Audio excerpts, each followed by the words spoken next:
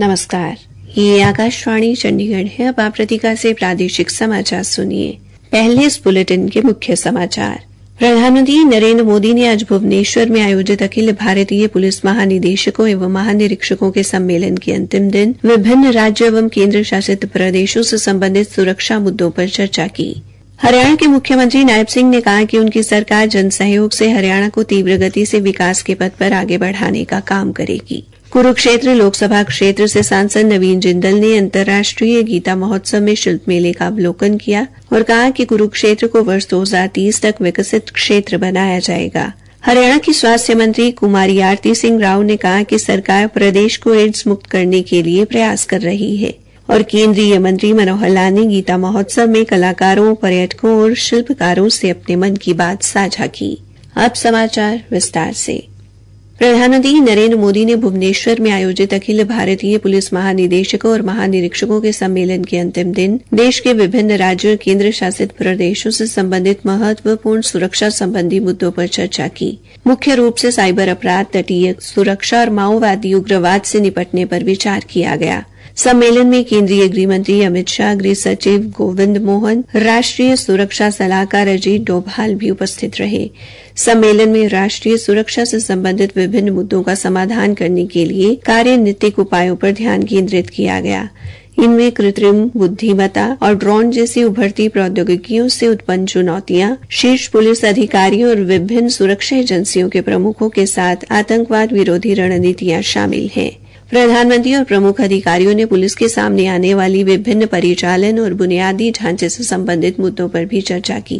बैठक में मादक पदार्थों जैसे महत्वपूर्ण मुद्दों पर भी विचार विमर्श किया गया, जबकि कल वामपंथी नक्सली समस्या पर विचार किया गया था। हरियाणा के मुख्यमंत्री नायब सिंह ने कहा है कि उनकी सरकार जन सहयोग से हरियाणा को तीव्र गति से विकास के पथ पर आगे बढ़ाने का काम करेगी। मुख्यमंत्री आज जिला कैथल में महाराजा शूर सैनी जयंती के अवसर पर आयोजित राज्य स्तरीय समारोह को संबोधित कर रहे थे। महाराजा शूर सैनी को नमन करते हुए मुख्यमंत्री ने कहा कि उनके दिखाए मार्ग पर चलते हुए डबल इंजन की सरकार समाज के सभी वर्गों के विकास के लिए निरंतर काम कर रही है। उन्होंने कहा कि लोगों ने सरकार की नीतियों पर भरोसा जताया है और इसी का परिणाम है कि हरियाणा के इतिहास में पहली बार किसी राजनीतिक दल ने लगातार तीसरी बार सरकार बनाई है। मुख्यमंत्री ने विपक्ष पर निशाना साधते हुए कहा कि वर्ष 2014 से पहले हरियाणा में विकास के मामले में भी भेदभाव का बोलबाला था। अब सभी इलाकों का समान विकास हो रहा है।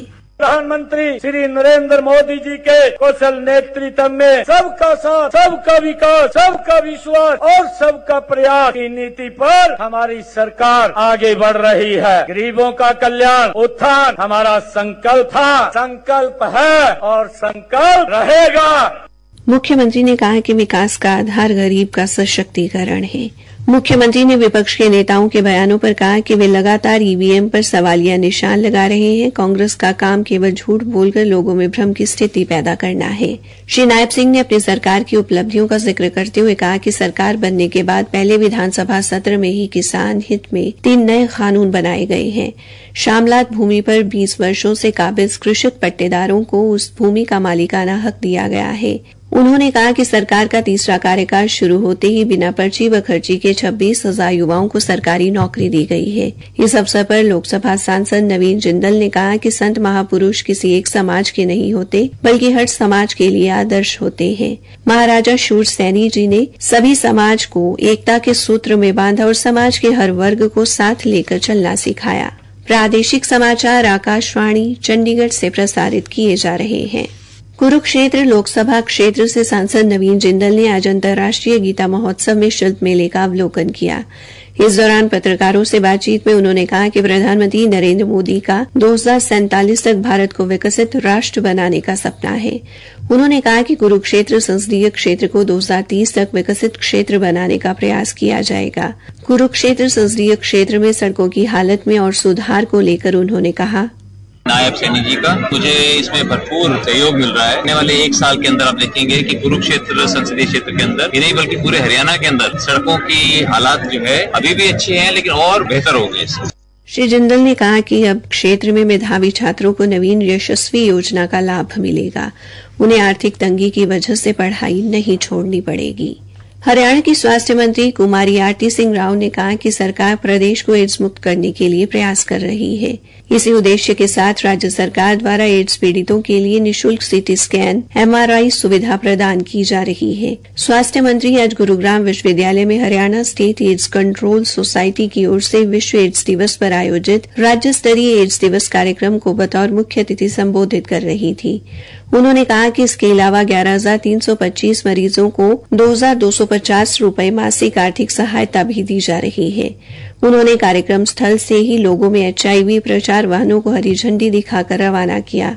इस दौरान स्वास्थ्य मंत्री ने चिकित्सा सेवाओं को दर्शाती प्रदर्शनी का अवलोकन भी किया। हरियाणा एड्स कंट्रोल सोसाइटी के परियोजना निदेशक सुखबीर सिंह ने बताया कि हरियाणा में आज तक 26,680 व्यक्ति HIV पॉजिटिव हैं। आज विश्व एड्स दिवस पर आकाशवाणी से विशेष बातचीत में उन्होंने कहा, हरियाणा में आज तक 36,680 HIV पॉजिटिव पेशेंट हैं, जिनकी इन सुविधाओं के लिए 104 integrated counselling and testing centre, 542 facility integrated counselling and testing centre खुले हुए हैं, जो विभिन्न CHC, PHC और सिविल हॉस्पिटल में क्रियावंत हैं, जहां पर हाई रिस्क ग्रुप को मुफ्त में काउंसलिंग व लैब टेस्ट किया जाता है। अगर वो कोई पॉजिटिव आता है तो उनके लिए 22 एंटी रिट्रोवायरल थेरेपी सेंटर व 5 FIART सेंटर हैं, जहां पर HIV पॉजिटिव को मुफ्त में एंटीरिट्रोवायरल ट्रीटमेंट उपलब्ध करवाया जाता है। हरियाणा सरकार द्वारा दिसंबर 2021 से पर्सन लिविंग विद HIV के लिए 2250 रुपए प्रति माह की वित्तीय सहायता दी जा रही है। उन्होंने कहा कि इसके साथ साथ 31 STI क्लिनिक है, जहां पर मुफ्त में सलाह दी जाती है, और 43 टारगेट इंटरवेंशन एजेंसी है जो हाई रिस्क ग्रुप के लिए काम करती है, और 12 ओरल सब्स्टिट्यूट थेरेपी सेंटर है, जहां पर ओरल सब्स्टिट्यूट थेरेपी दी जाती है ताकि उन्हें सुई से होने वाले HIV इन्फेक्शन से बचाया जा सके। आज गुरुग्राम में आयोजित राज्य स्तरीय समारोह को लेकर उन्होंने कहा, आज गुरुग्राम यूनिवर्सिटी में माननीय स्वास्थ्य मंत्री कुमारी आरती सिंह राव जी की अध्यक्षता में वर्ल्ड एड्स दिवस मनाया गया, जहां पर युवाओं को, ट्रांसजेंडर्स को, सेक्स वर्कर्स को और आम जन को HIV एड्स के बारे में अवेयर किया गया। श्री सुखबीर सिंह ने कहा कि सरकार एड्स मरीजों की मदद के लिए लगातार प्रयासरत है। केंद्रीय ऊर्जा मंत्री मनोहर लाल ने आज अंतर्राष्ट्रीय गीता महोत्सव के मंच पर कलाकारों, पर्यटकों और शिल्पकारों से अपने मन की बात को न केवल साझा किया, बल्कि लोक कलाकारों के वाद्य यंत्रों की धुन भी सुनी। महोत्सव में हरियाणा के पलवल जिले के एक लोक कलाकार ने बताया, हमारा फोक नगाड़ा पार्टी है और ये पहले जो राजा महाराजा थे, पहले टाइम से जो जैसे लड़ाई होती थी उसी टाइम से बजाते हैं, तो यहाँ पे हमारी परंपरा चलती आ रही है बंजारी नगाड़ा पार्टी।